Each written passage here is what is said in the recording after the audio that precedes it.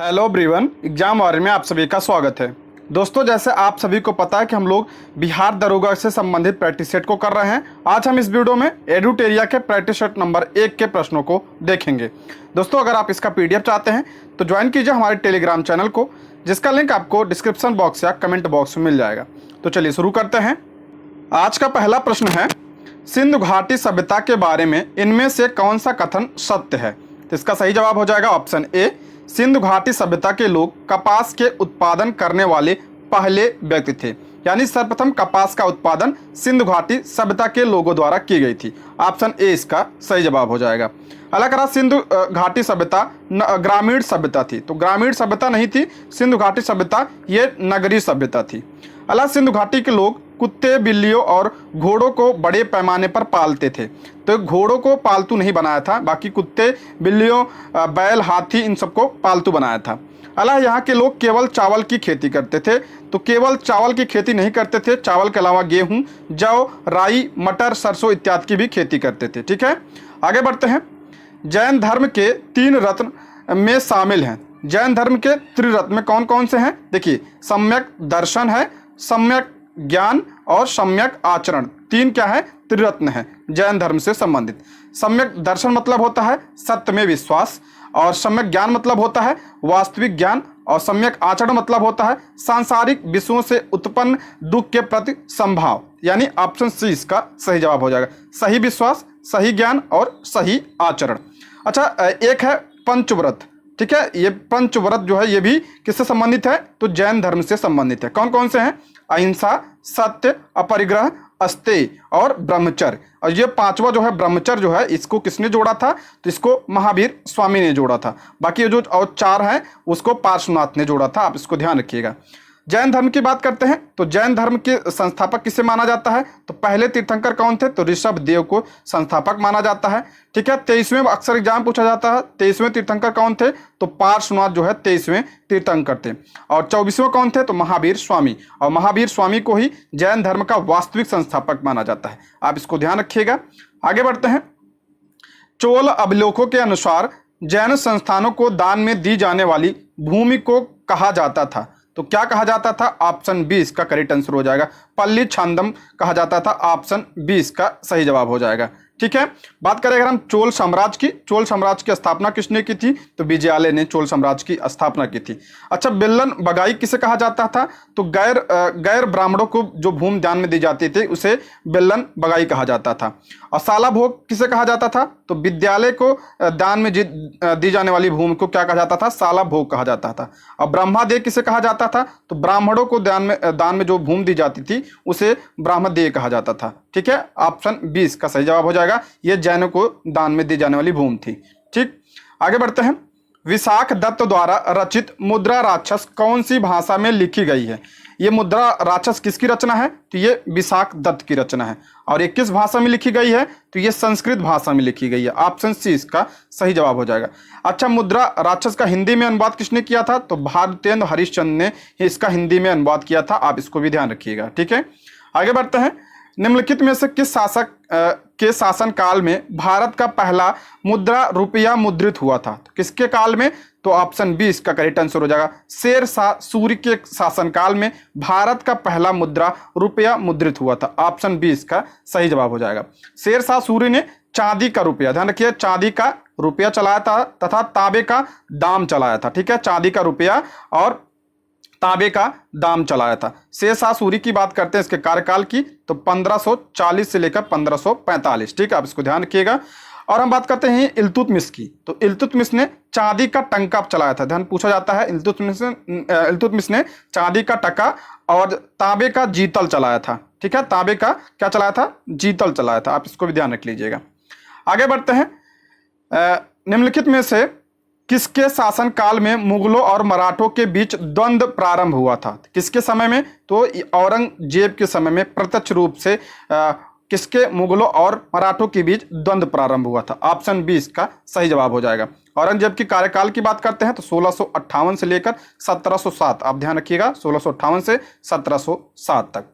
अगला प्रश्न है, भारत में किस गवर्नर जनरल को स्थानीय स्वशासन का पिता कहा जाता है? बहुत इंपॉर्टेंट प्रश्न है। तो किसे कहा जाता है? तो लॉर्ड रिपन को कहा जाता है। ऑप्शन ए इसका सही जवाब हो जाएगा। लॉर्ड रिपन के कार्यकाल की बात करते हैं तो 1880 से 1884 तक ये भारत के क्या थे? गवर्नर जनरल थे। और लॉर्ड रिपन के बारे में बात करें तो वर्नाकुलर प्रेस एक्ट, वर्नाकुलर जो प्रेस एक्ट आया था उसको रद्द किसने किया था? तो लॉर्ड रिपन ने किया था 1882 में। अच्छा, ये वर्नाकुलर प्रेस एक्ट लाया किसने था? तो ये लिटन के समय में आया था, लिटन ने लाया था। और रद्द इससे किसने किया?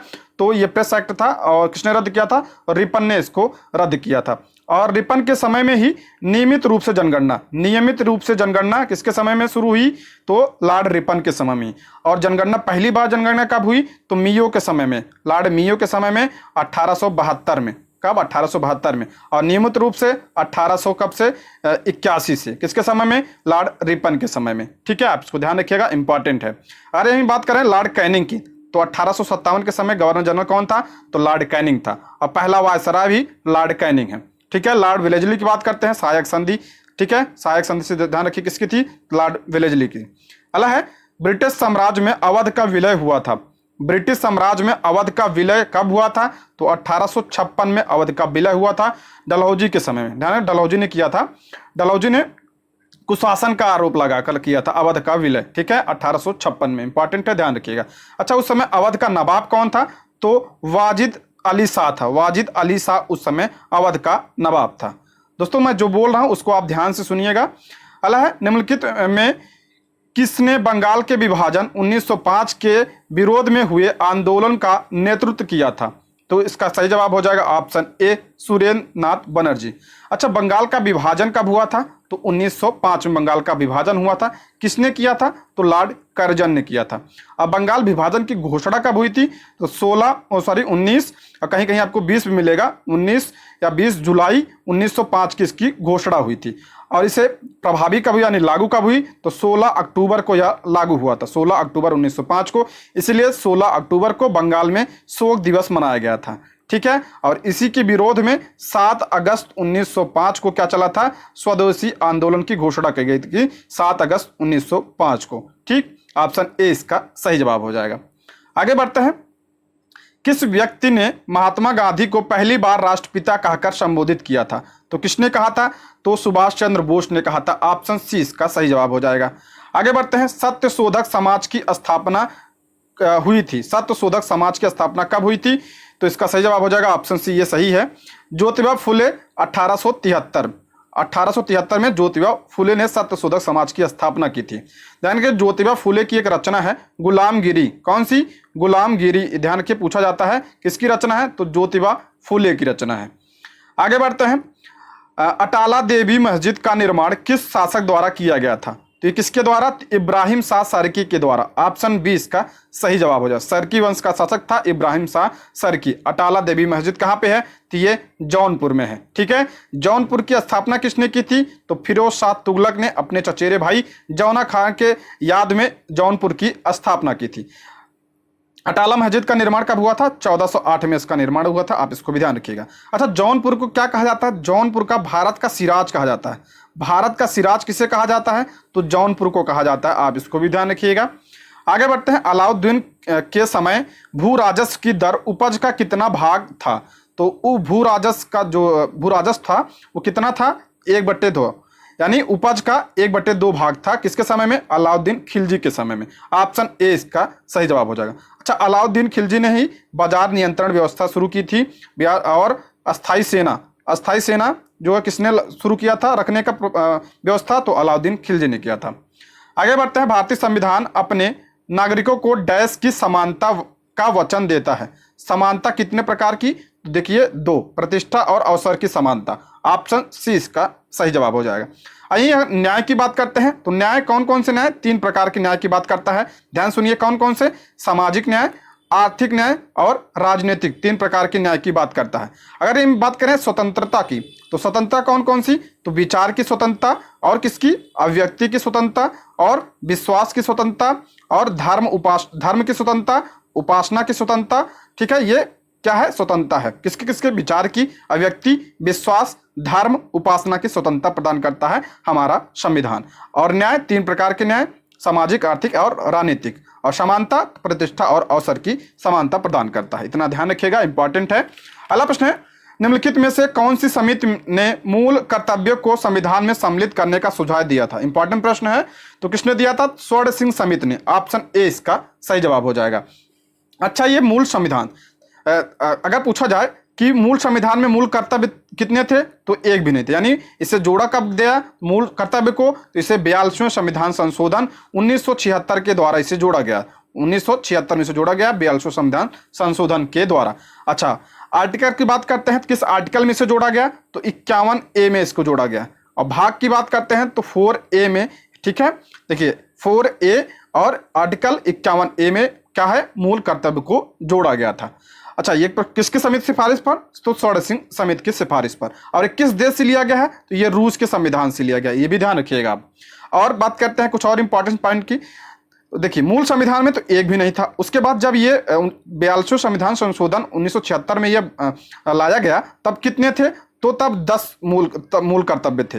और वर्तमान में कितने हैं? तो वर्तमान में 11 मूल कर्तव्य। और 11वां मूल कर्तव्य कब जोड़ा गया? तो 86वें संविधान संशोधन 2002 के तहत यह जोड़ा गया। ये शिक्षा से संबंधित है, काफी इंपॉर्टेंट, ध्यान रखिएगा। वर्तमान में कितने हैं? तो वर्तमान में 11 हैं। इतना आप ध्यान रखिएगा, बस इसी से प्रश्न बनेगा इसमें। अगला प्रश्न है, अनुसूचित जनजाति के संरक्षण के लिए एक क्षेत्र को अनुसूचित क्षेत्र के रूप में घोषणा करने की शक्ति किसके पास होती है? तो ये राष्ट्रपति के पास होती है। ठीक है, ऑप्शन सी इसका सही जवाब हो जाएगा। दोस्तों, यदि आप हमारे चैनल पे नए हैं तो प्लीज चैनल को सब्सक्राइब करें, और अगर आपको वीडियो पसंद आती है तो लाइक, शेयर और कमेंट भी करें। अगला है, ग्राम सभा में निम्न में से कौन शामिल होता है? ग्राम सभा में कौन शामिल होता है? तो इसका सही जवाब हो जाएगा ऑप्शन बी, वे सभी व्यक्ति जिनके नाम गांव विशेष में पंचायत के जो मतदाता सूची है उसमें दर्ज हैं, वो सभी शामिल होते हैं किसमें? ग्राम सभा में। ठीक है, अगला है, संविधान का निम्न में कौन सा संशोधन केंद्र तथा राज्यों में मंत्रिपरिषद के मंत्रियों की अधिकतम संख्या सीमित करता है? तो इंपॉर्टेंट प्रश्न, ध्यान रखिएगा। इसका सही जवाब हो जाएगा ऑप्शन सी, 91वां संविधान संशोधन कब हुआ था? ये 2003 में हुआ था। और ये क्या कहता है? तो ये कहता है कि लोकसभा, अगर बात करते हैं लोकसभा का जो क्या मंत्रिपरिषद है वो कितना होना चाहिए? तो 15%। ठीक है, 15% से क्या हो जाना? अधिक नहीं होना चाहिए। और विधानसभा की संख्या के 15% से अधिक नहीं होना चाहिए। आप ध्यान रखिएगा, कितना? 15% की यह अधिकतम संख्या निर्धारित की गई थी 91वें संविधान संशोधन के द्वारा। ऑप्शन सी इसका सही जवाब हो जाएगा। आगे बढ़ते हैं, निम्न में कौन सा संवैधानिक संस्था नहीं है? संवैधानिक संस्था यानी जो संविधान में जिसका उल्लेख नहीं किया गया है, तो कौन सा है? तो इसका सही जवाब हो जाएगा ऑप्शन डी इसका राइट आंसर हो जाएगा, नीति आयोग। नीति आयोग की स्थापना कब हुई थी? 1 जनवरी 2015 को इसकी स्थापना हुई थी, और ये परामर्शदायी संस्था है। ऑप्शन क्या हो जाएगा? डी इसका करेक्ट आंसर हो जाएगा। अच्छा, नीति आयोग का अध्यक्ष कौन होता है? तो प्रधानमंत्री इसका अध्यक्ष होता है। वर्तमान में उपाध्यक्ष कौन है? सुमन बेरी इसके वर्तमान में उपाध्यक्ष हैं। और सीईओ कौन है वर्तमान में? VVR सुब्रमण्यम वर्तमान में इसके सीईओ हैं। ठीक है, बाकी संघ लोक सेवा आयोग, राज्य लोक सेवा आयोग, वित्त आयोग, ये सब क्या है? संविधान में इसका उल्लेख किया गया है। वित्त आयोग किस आर्टिकल में है? आर्टिकल 200 किसमें? 80 में है। और संघ लोक सेवा और किसमें है? ये 315 से 323 में इसका उल्लेख किया गया है। अगला प्रश्न है, 1946 में निर्मित अंतरिम सरकार में कार्यपालिका परिषद के उपसभापति थे। कार्यपालिका के उपसभापति कौन थे? तो जवाहरलाल नेहरू थे। ऑप्शन बी इसका करेक्ट आंसर है, जवाहरलाल नेहरू थे। और अध्यक्ष कौन था? तो वायसराय, उस समय वायसराय कौन थे? तो लॉर्ड वेबल क्या थे? इसके अध्यक्ष थे। ठीक है, आगे बढ़ते हैं, भारतीय संविधान के किस अनुच्छेद में केंद्र शासित प्रदेशों के लिए उच्च न्यायालय का प्रावधान है?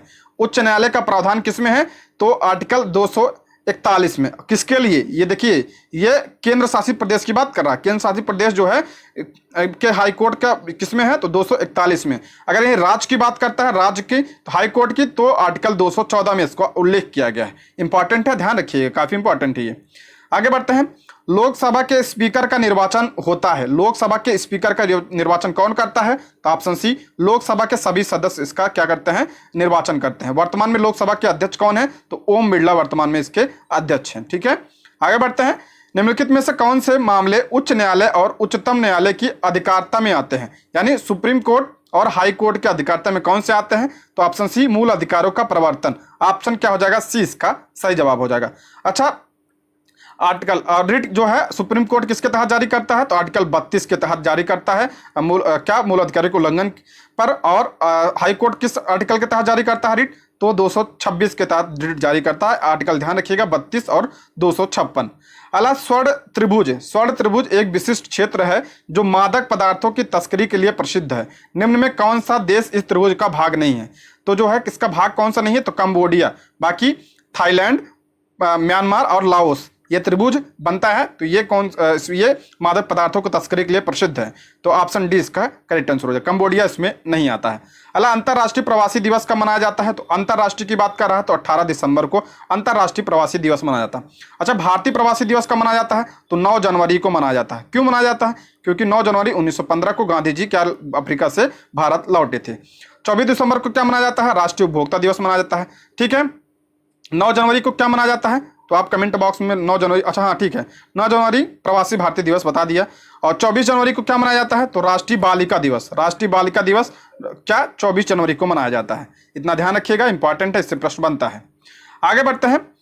लोसुंग त्योहार कहाँ का लोकप्रिय है, लोसुंग त्योहार कहाँ मनाया जाता है, सिक्किम में मनाया जाता है। ऑप्शन 20 का सही जवाब हो जाएगा। आप ध्यान रखिएगा, पूछा जाता है जनजाति, लेप्चा और भूटिया जनजाति कहाँ पाई जाती है, तो ये सिक्किम में निवास करती है। ठीक है, आगे बढ़ते हैं। योनेक्स कप किस खेल से संबंधित है, योनेक्स जो है ये किससे है, तो बैडमिंटन से संबंधित है। ऑप्शन ए इसका करेक्ट आंसर हो जाए। बैडमिंटन के और कप की बात करें, थॉमस कप, नारंग कप, ये किससे संबंधित है, तो बैडमिंटन से संबंधित है। फुटबॉल की बात करते हैं, कौन सा कप, तो डूरंड कप।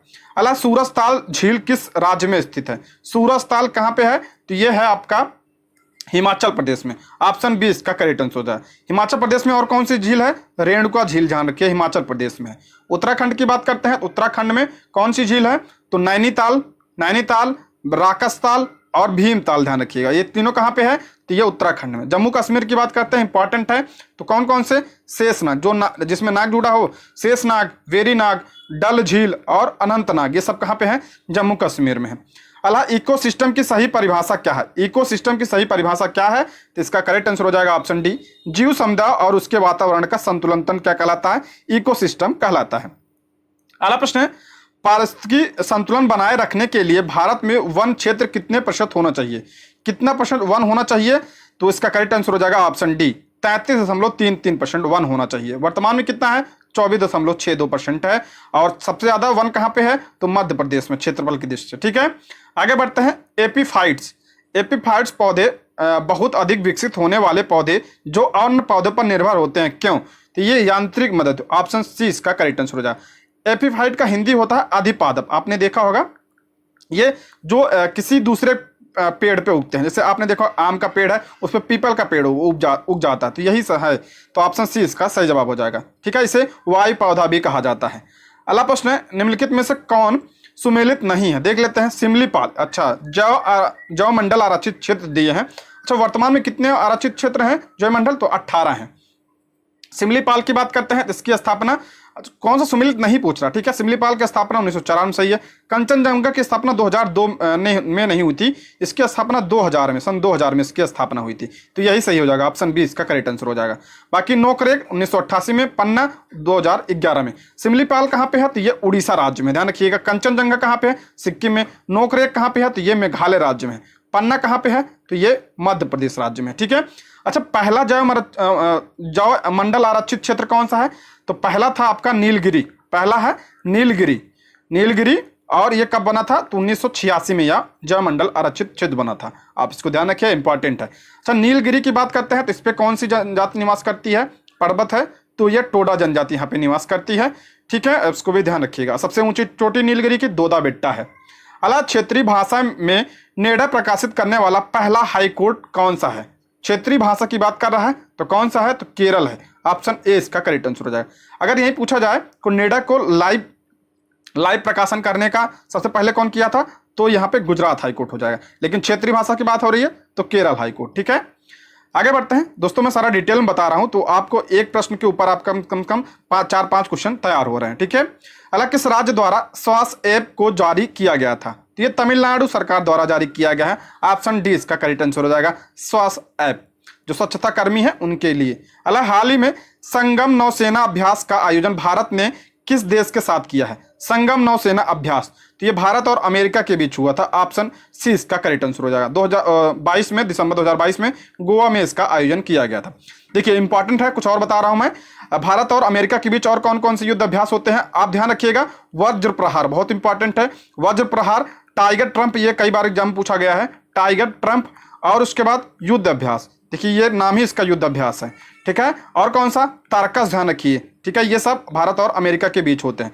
भारत और जापान की कौन सा होता है, ध्यान रखिएगा, वीर गार्जियन, धर्म गार्जियन, और कौन सा, जिमेक्स, जिमेक्स जो है किसके बीच, भारत और जापान के बीच, और शिन्नु मैत्री अभ्यास। जो मैं बोल रहा हूं आपको ध्यान सुनिए, सारा मैं लिख नहीं पाऊंगा। चीन की बात करते हैं, चीन के बीच, भारत और चीन के बीच कौन, hand in hand, hand in hand चीन के बीच होता है, भारत और चीन। और फ्रांस के साथ ध्यान रखिए, वरुण, वरुण, गरुड़ और शक्ति और फ्रिंजेक्स, वरुण, गरुड़, शक्ति और फ्रिंजेक्स भारत और फ्रांस के बीच में होता है। अगला, अंतरराष्ट्रीय श्रम संगठन ILO में शामिल होने वाला 127वां देश कौन सा है। अंतरराष्ट्रीय श्रम संगठन की बात करते हैं तो ये, इसकी स्थापना कब हुई थी, 1919 में इसकी स्थापना हुई थी। और इसका हेडक्वार्टर कहाँ, जिनेवा स्विट्जरलैंड में इसका हेडक्वार्टर है। और 127वां देश कौन सा है, टोंगा है। ऑप्शन 20 का करेक्ट आंसर हो जाए। आप कमेंट बॉक्स में बताइए कि अंतरराष्ट्रीय श्रम दिवस कब मनाया जाता है। अगला, विश्व हिंदी सम्मेलन 2023 जिसका आयोजन फिजी में किया गया, इनमें भारत के तरफ से किसने प्रतिनिधित्व किया था। देखिए ये भी डायरेक्ट प्रश्न बनता है कि विश्व हिंदी 2023 जो सम्मेलन हुआ कहाँ पे हुआ, तो ये फिजी में हुआ, ठीक है, आप इसको ध्यान रखिएगा।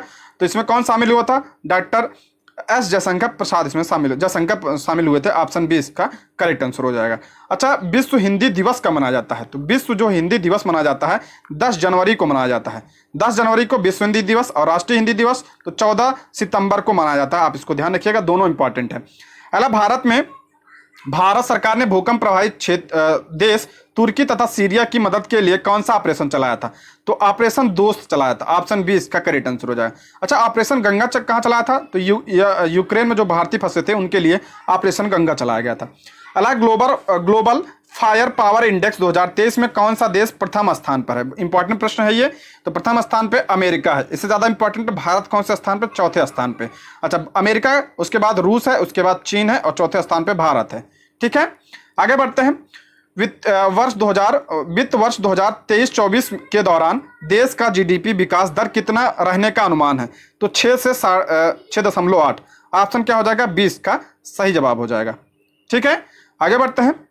दूध उत्पादन में भारत का स्थान विश्व में कौन सा है, दूध उत्पादन भारत का स्थान कौन सा है विश्व में, पहला स्थान है। अगर यही स्टेट की बात करते हैं तो अब ध्यान रखिए, वर्तमान में राजस्थान है, डेटा चेंज है, ध्यान रखिएगा। पहले उत्तर प्रदेश था, और उत्तर प्रदेश दूसरे नंबर पे, तीसरे नंबर पे मध्य प्रदेश है, राजस्थान पहले स्थान पे दूध उत्पादन में, आप इसको ध्यान रखिएगा। अला, अर्जुन पुरस्कार 2022 से सम्मानित सुश्री अंशु का संबंध किस खेल से है। अच्छा, अर्जुन पुरस्कार जो है किस क्षेत्र में जाता है, तो खेल के क्षेत्र में जाता है। और सुश्री अंशु जो है किससे संबंधित, ये कुश्ती से संबंधित। ऑप्शन 20 का करेक्ट आंसर हो जाएगा। अर्जुन पुरस्कार की स्थापना कब हुई थी, 1961 में इसकी स्थापना हुई थी। अच्छा, प्रथम क्रिकेटर कौन थे, ये प्रीवियस ईयर में बना था, तो प्रथम क्रिकेटर जो जिन्हें यह मिला था तो सलीम दुर्रानी को मिला था। अगला प्रश्न है, ग्रैमी पुरस्कार 2023 हेतु किसे एल्बम ऑफ द ईयर चुना गया। ग्रैमी पुरस्कार के लिए एल्बम ऑफ द ईयर किसे चुना गया था, तो हैरी हाउस को चुना गया था। ध्यान रखिएगा। अबाउट डेमन टाइम को क्या चुना गया था, record of the year, record of the year किसे चुना गया, तो अबाउट डेमन टाइम्स को चुना गया था। और जस्ट लाइक दैट को क्या चुना गया था, तो इसे song of the year, song of the year किसे चुना गया, जस्ट लाइक दैट को चुना गया, ठीक है। आप इसको ध्यान रखिएगा तीनों। अगला प्रश्न है, प्रसिद्ध पुस्तक विक्ट्री हिस्ट्री के लेखक कौन है। विक्ट्री हिस्ट्री के लेखक सिटी, अच्छा विक्ट्री सिटी के लेखक कौन है, तो सलमान रुश्दी, ये इंपॉर्टेंट है, ऑप्शन ए इसका सही जवाब हो जाएगा। अगला है, विश्व कैंसर दिवस 2023 का थीम क्या था। विश्व कैंसर दिवस 2023 की थीम क्या थी, तो close the care gap. Option क्या हो जाएगा, 20 का करेक्ट आंसर हो जाएगा। अच्छा, विश्व कैंसर दिवस कब मनाया जाता है, तो विश्व कैंसर दिवस 4 फरवरी को मनाया जाता है। कितना, 4 फरवरी को, ठीक है। अगला प्रश्न है, स्टैचू ऑफ नॉलेज को स्थापित किया गया था। स्टैचू ऑफ नॉलेज को कहाँ पे स्थापित किया गया है, तो इसका सही जवाब हो जाएगा ऑप्शन ए, महाराष्ट्र के लातूर में, ठीक है, लातूर में। और ये किसकी मूर्ति है, तो डॉक्टर भीमराव अंबेडकर की यह मूर्ति है, ध्यान रखिएगा। एक है statue of equality, statue of equality जो है ये किसकी है, तो ये तेलंगाना में है, ये रामानुज की मूर्ति है, ठीक है। और एक है statue of belief, statue of belief जो है किसकी मूर्ति है, तो ये भगवान शिव की है, कहाँ पे, राजस्थान में। तीनों ध्यान रखिएगा, इंपॉर्टेंट है। अगला प्रश्न है, जनवरी 2023 में आए रिपोर्ट के अनुसार 2022 में भारत का सबसे प्रदूषित शहर कौन सा है? तो भारत का सबसे प्रदूषित शहर तो नई दिल्ली, ऑप्शन ए इसका सही जवाब हो जाएगा। अगला सुमेलित करना है, देख लेते हैं।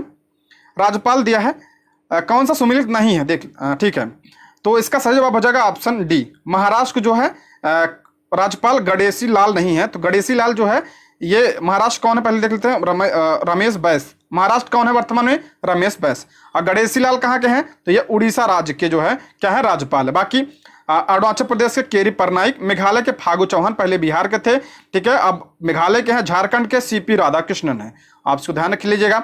अल्लाह, हाल ही में तुलसीदास बलराम का निधन हो गया, इनका संबंध किस क्षेत्र था?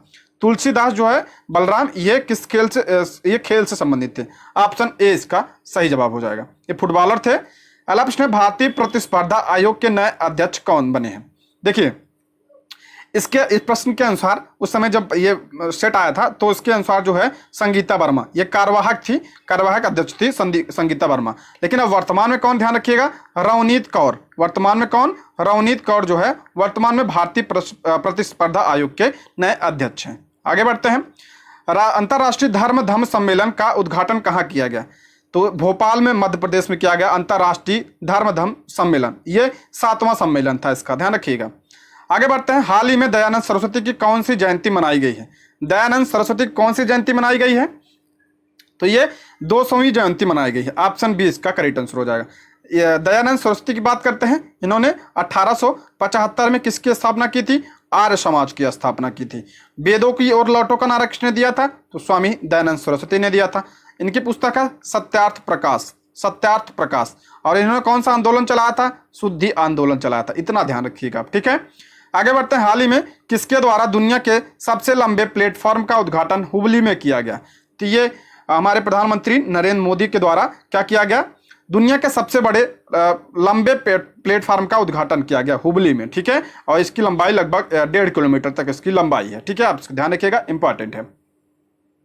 अगला ऑप्शन, नेपाल के नए राष्ट्रपति कौन बने हैं?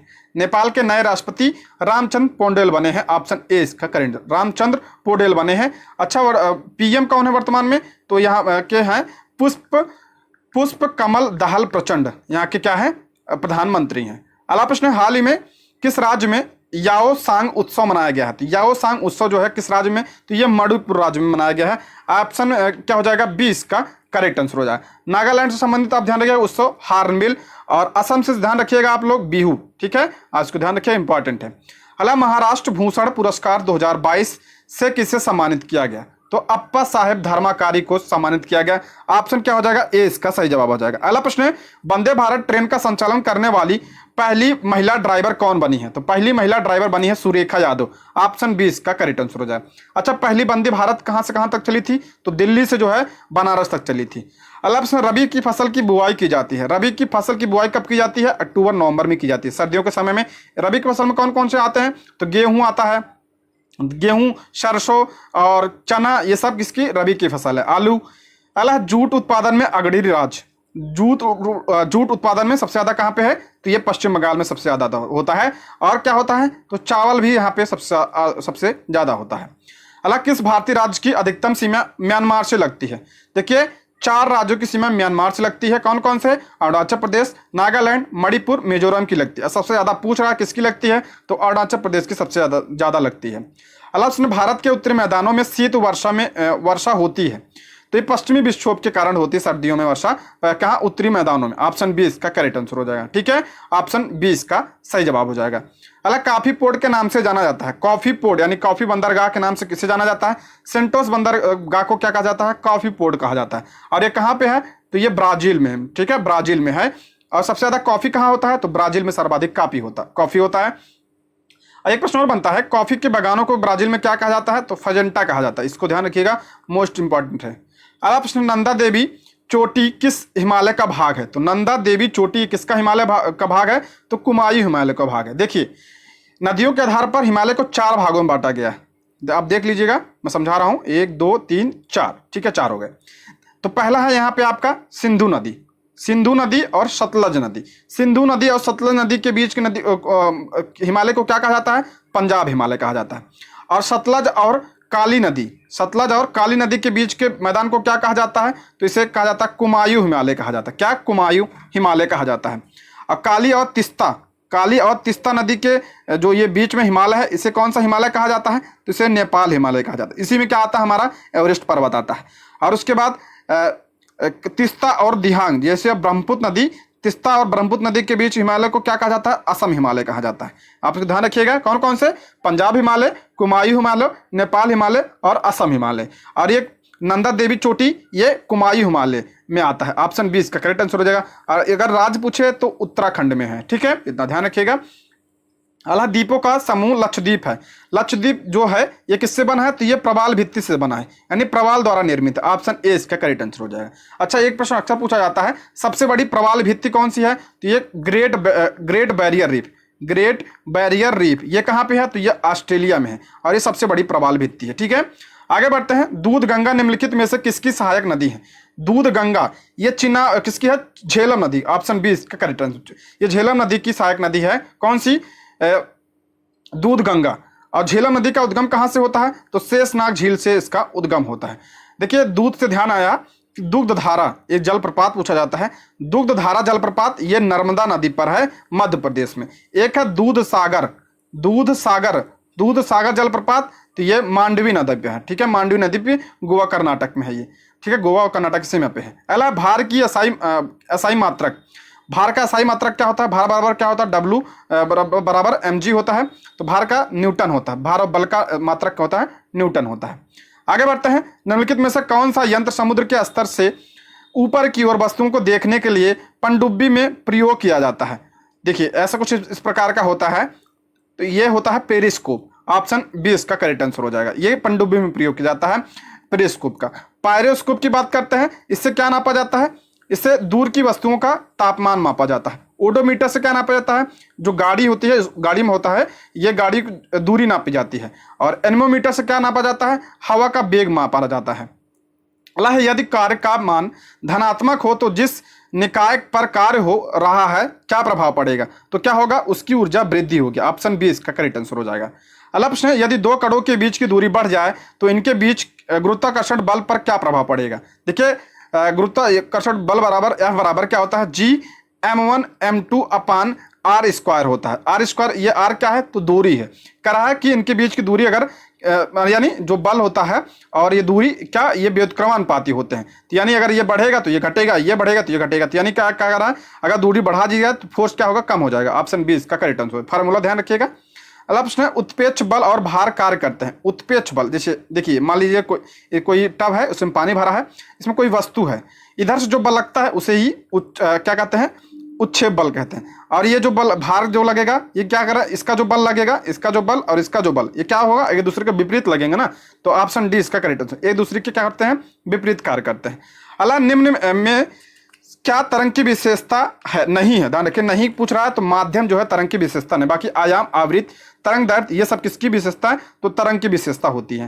अगला, निम्नलिखित में से कौन सा विकल्प रासायनिक परिवर्तन है? रासायनिक परिवर्तन आप सभी को पता है, दूध का दही में परिवर्तन होता है, ये रासायनिक परिवर्तन कहलाता है। बाकी ये सब भौतिक परिवर्तन है। अच्छा, दूध का दही में बनना ये किसके कारण होता है? तो लैक्टोबैसिलस के कारण बनता है, बैक्टीरिया होता है। ध्यान रखिए, इंपॉर्टेंट है ये।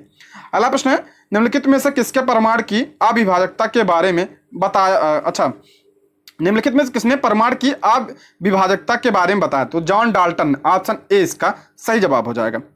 आगे बढ़ते हैं। निम्नलिखित में से कौन सा सामान्य तापमान पर द्रव अवस्था में होता है? सामान्य तापमान पर द्रव अवस्था में कौन सा होता है? तो गैलियम होता है। ऑप्शन ए इसका सही जवाब हो जाएगा।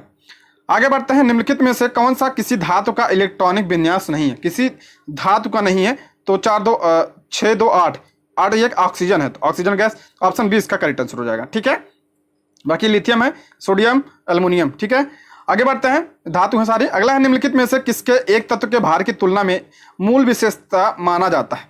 किसे एक तत्व के भार की तुलना में एक मूल विशेषता माना जाता है? तो परमाणु क्रमांक को माना जाता है। ऑप्शन डी इसका सही जवाब हो जाएगा।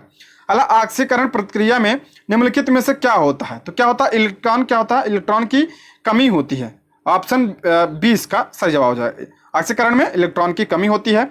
अगला, यदि किसी लवण का पीएच मान 0 हो तो वह डैश का लवण होता है। देखिए, पीएच क्या होता है? देखिए, अगर 7 होता है, पीएच 7 होता है तो उदासीन होता है। इसमें कौन सा, नमक और कौन सा, शुद्ध जल का पीएच कितना होता है, 7 होता है। ये क्या होते हैं, उदासीन होते हैं।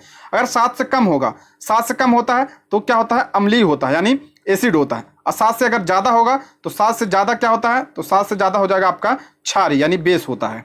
तो कह रहा शून्य होता, अगर शून्य होगा तो क्या होगा, सशक्त एसिड यानी सख्त जो है एसिड होगा और कमजोर बेस होगा यानी क्षार जो है कमजोर होगा। ऑप्शन ए इसका सही जवाब हो जाएगा। अगला प्रश्न, जलीय विलयन में किसी अम्ल का क्षार में परिवर्तन होता है। देखिए अगर जलीय विलयन में H+ देते हैं, H+ आयन देता है तो क्या होता है, अम्ल, अम्ल H+ आयन देता है और क्षार क्या, OH- देता है। तो इसका क्या हो जाएगा, जलीय विलयन में किसी अम्ल या क्षार में क्या परिवर्तन होता है, तो क्या हो जाएगा, क्षार, इसका क्षार, ठीक है, ऑप्शन ए क्षार जल में क्या देता है, OH देता है। बाकी जो है H+ कौन देता है, अम्ल जो है देता है। अगला प्रश्न, उस निष्क्रिय गैस का नाम है जिसे आवर्त सारणी के पहले आवर्त में रखा गया। आप सभी को पता है, तो किसे रखा गया, हीलियम को रखा गया है। ऑप्शन बी इसका करेक्ट आंसर हो जाएगा। अगला, अधातुओं का व्यापक उपयोग निम्न में से किस में होता है। अधातु का पूछ रहा है, अधातु का सर्वाधिक उपयोग ये खाद में होता है, उर्वरक में होता है। ऑप्शन बी इसका सही जवाब हो जाएगा। अगला, कास्टिक सोडा का रासायनिक नाम क्या है। इंपॉर्टेंट प्रश्न है, कास्टिक सोडा का रासायनिक नाम क्या है, तो सोडियम हाइड्रोक्साइड। ऑप्शन क्या हो जाएगा, डी इसका करेक्ट। फार्मूला क्या है, NaOH इसका फार्मूला होता है। सोडियम क्लोराइड NaCl होगा। और एक आता है सोडियम कार्बोनेट, सोडियम कार्बोनेट ये क्या होता है, ये धावन सोडा होता है। इसका फार्मूला क्या होता है, Na2CO3 इसका फार्मूला होता है। एक होता है मीठा सोडा, सोडियम बाइकार्बोनेट, NaHCO3 होता है इसका फार्मूला। अगला है, हेमेटोलॉजी का अध्ययन निम्नलिखित में से किससे संबंधित। अच्छा, हेमेटोलॉजी जो है इसमें किसका अध्ययन किया जाता है, तो हेमेटोलॉजी से आप हीमोग्लोबिन ध्यान रखिएगा, रक्त का, रक्त में क्या पाया जाता है, हीमोग्लोबिन पाया जाता है। हीमोग्लोबिन की वजह से रक्त का रंग लाल होता है, तो रक्त ध्यान रखिएगा, ये रक्त से अध्ययन है, ठीक है। अलावा, पानी की कमी के कारण कोशिका के संकुचित भित्ति से अलग होने की प्रक्रिया को क्या कहा जाता है। पानी की कमी के कारण कोशिका के संकुचित भित्ति से अलग होने की प्रक्रिया को क्या कहा जाता है, तो उसे प्लाज्मोलिसिस कहा जाता है। ऑप्शन डी इसका करेक्ट आंसर हो जाए। अच्छा, कोशिका भित्ति अक्सर एग्जाम पूछा जाता है, कोशिका भित्ति किसमें पाई जाती है, तो ये पादपों में पाई जाती है। किसमें नहीं पाई जाती है, तो जंतुओं में नहीं पाई जाती है। और जो पादपों में कोशिका भित्ति होती है ये किसकी बनी होती है, तो ये सेलुलोज से बनी होती है, ठीक है, सेलुलोज से बनी होती है, ठीक है, इतना ध्यान रखिएगा आप। अगला प्रश्न, हमारे शरीर में वसा संचायक ऊतक होता है। हमारे शरीर में वसा संचायक कौन सा होता है, एडियोपोज होता है। ऑप्शन ए इसका करेक्ट आंसर हो जाएगा। अगला, अस्थायी ऊतकों के निर्माण के लिए एक अस्थायी संरचना, आकार और क्रिया अपनाने की प्रक्रिया को क्या कहा जाता है, इसे विभेदन कहा जाता है। ऑप्शन डी इसका सही जवाब हो जाएगा। अगला, पादपों में सबसे प्रचुर मात्रा में उपस्थित होता है, तो सबसे ज्यादा क्या होता है, कार्बन होता है पादपों में। ऑप्शन सी इसका सही जवाब हो जाएगा। अगला, निम्नलिखित में से किसने सजीव वस्तुओं के लक्षणों की आनुवंशिक सिद्धांतों के प्रतिपादन में योगदान दिया। आप सभी को पता है कि आनुवंशिक का जनक किसे कहा जाता है, ग्रेगर मेंडल को कहा जाता है। किसके प्रयोग किया था, मटर पे प्रयोग किया था। अगला प्रश्न है, जोक निम्नलिखित में से किस संघ होगा, संघ से संबंधित है। तो जोक जो है किससे संबंधित है, तो ये किसमें आता है, तो ये एनिलिडा में आता है। किसमें आता है, एनिलिडा में आता है। जोक, केचुआ ये सब किसमें आते हैं, तो एनिलिडा में आते हैं। ऑप्शन ए इसका करेक्ट है। मोलस्का में कौन आता है, तो घेघा वगैरह जो है मोलस्का में आते हैं। अगला है, निम्नलिखित में से किसमें हेमोडोट दांत पाए जाते हैं। तो दांत किसमें हेमोडोट पाया जाता है, मछली में पाया जाता है। ऑप्शन ए इसका करेक्ट आंसर हो जाएगा। अच्छा, मछली सांस किससे लेती है, तो गलफड़े से, यानी गिल्फ से लेती है, गलफड़े से। अगला है, मनुष्य के पाचन तंत्र में उत्सर्जित अम्ल कौन सा होता है। आप सभी को पता है, हाइड्रोक्लोरिक अम्ल होता है, HCl होता है। ये पाचन तंत्र में क्या होता है, स्रावित होता है। अगला प्रश्न है, निम्नलिखित में से कौन सा रोग विषाणु जनित नहीं है। कह रहा है कौन सा रोग जो है ये विषाणु जनित नहीं है, तो इसका करेक्ट आंसर नहीं, बैक्टीरिया से नहीं होता। ऑप्शन बी, तपेदिक जो है ये किससे नहीं होता, ये बैक्टीरिया से वायरस से नहीं होता है। बाकी चेचक, इन्फ्लुएंजा, खसरा ये किससे होता है, तो ये वायरस से होता है। लक्ष्य 1949 में भारत सरकार द्वारा नियुक्त राष्ट्रीय आय समिति का अध्यक्ष निम्नलिखित में से कौन सा था, कौन थे, तो इसका करेक्ट आंसर हो जाएगा PC महालनोबिस। ऑप्शन बी इसका करेक्ट आंसर हो जाएगा।